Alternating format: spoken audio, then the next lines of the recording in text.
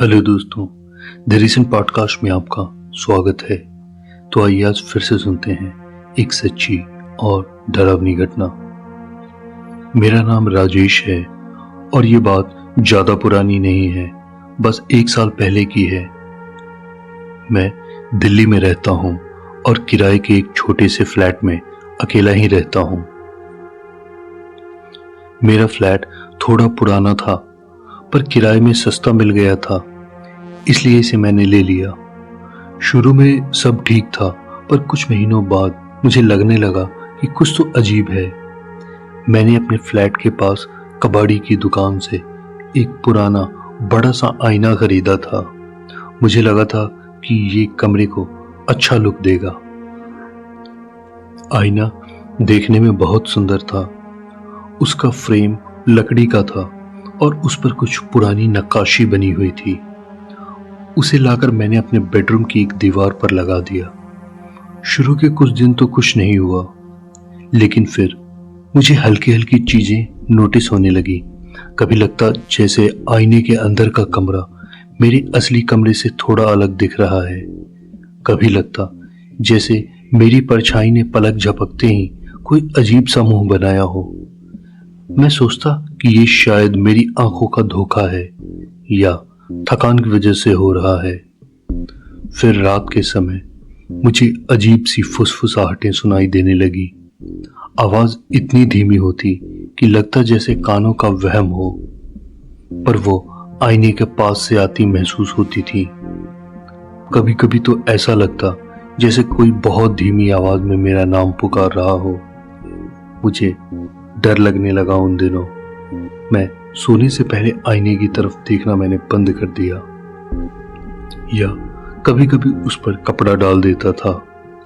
एक रात जब मैं सोने की कोशिश कर रहा था, कमरे में हल्की सी 0 वाट की लाइट जल रही थी। अचानक मुझे आईने के अंदर से कुछ हलचल महसूस हुई। मैंने देखा कि आईने के अंदर का कमरा और ज्यादा धुंधला और काला लग रहा था, और फिर मुझे आईने के बिल्कुल बीच में मेरी परछाई की जगह एक आकृति दिखाई दी। वो एक इंसानी शक्ल जैसी थी और बहुत धुंधली और विकृत। उसकी आंखें नहीं दिख रही थी, बस 2 खाली गड्ढे थे और एक चौड़ा खींचा हुआ मुंह। मुझे ऐसा लगा जैसे वो आकृति आईने के अंदर से मुझे घूर रही हो।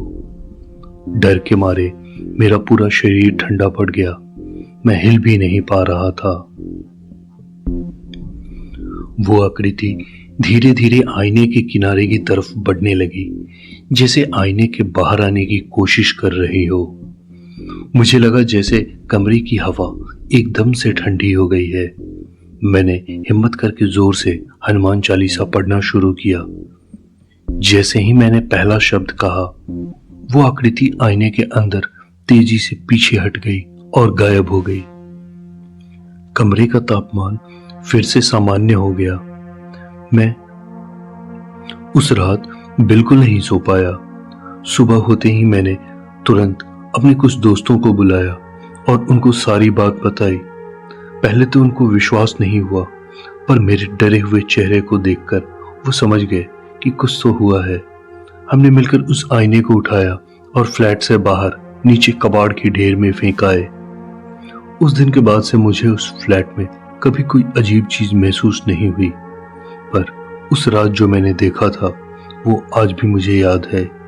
वो विकृत आकृति और उसकी खाली आंखें। उस घटना के बाद मैंने रात में अकेले रहना भी थोड़ा कम कर दिया है, और अगर कभी अकेले रहता हूं तो हल्की लाइट जलाकर सोता हूं। अगली घटना। मेरा नाम आलोक है और ये घटना आज से करीब 10 साल पहले की है, जब मैं एक छोटे शहर में रहता था और रात में अक्सर बाइक से सफर करता था। उस रात मुझे किसी काम से पड़ोसी गांव जाना पड़ा था और वापसी में रात के लगभग 1 बज गए थे। रास्ता सुनसान था, दोनों तरफ खेत थे और बीच में सिर्फ काली डामर की सड़क। ठंडी हवा चल रही थी उस रात। आसमान में चांद भी नहीं था, इसलिए अंधेरा बहुत गहरा था। मैं अपनी बाइक चला रहा था और मन ही मन गाने गुनगुना रहा था ताकि डर न लगे। अचानक मुझे लगा कि सड़क के किनारे कोई खड़ा है। मैंने बाइक धीमी की और देखा एक आदमी था जिसने पुराने जमाने के कपड़े पहने थे। उसका चेहरा ठीक से नहीं दिख रहा था क्योंकि उसने सिर झुकाया हुआ था। उसने हाथ देकर लिफ्ट मांगी। मुझे थोड़ी हिचकिचाहट हुई। इतनी रात गए इस सुनसान रास्ते पर कोई कैसे हो सकता है, पर फिर सोचा बेचारा मुश्किल में होगा। मैंने बाइक रोकी और पूछा, कहाँ जाना है आपको? उसने सर उठाकर मेरी तरफ देखा। उसकी आंखें अजीब थीं, जैसे उनमें कोई चमक ना हो, बस खाली गड्ढे हों, और उसके होंठ हिले पर कोई आवाज नहीं निकली। मुझे बहुत अजीब लगा, पर उसने इशारे में बताया कि उसके आगे गांव की तरफ जाना है। मैंने कहा, ठीक है, बैठ जाइए। वो आदमी धीरे से मेरी बाइक के पीछे आकर बैठ गया। जैसे ही वो बैठा, मुझे ऐसा लगा जैसे बाइक एकदम से भारी हो गई हो, जबकि उसका वजन ज्यादा नहीं लग रहा था। मैंने फिर से बाइक चलाना शुरू किया। कुछ दूर चलने के बाद मुझे ठंड लगने लगी, जबकि मैंने जैकेट पहनी हुई थी। मुझे पीछे बैठे उस आदमी की तरफ एक अजीब सी ठंडी हवा आती महसूस हुई। मैंने पीछे देखने की कोशिश की, पर अंधेरे में कुछ साफ नहीं दिख रहा था। फिर अचानक मुझे लगा जैसे वो मेरे कंधे पर हाथ रखने की कोशिश कर रहा हो। उसका हाथ एकदम ठंडा था, जैसे बर्फ हो। मुझे लगा कि कुछ तो गड़बड़ है। मैंने बाइक की स्पीड बढ़ा दी।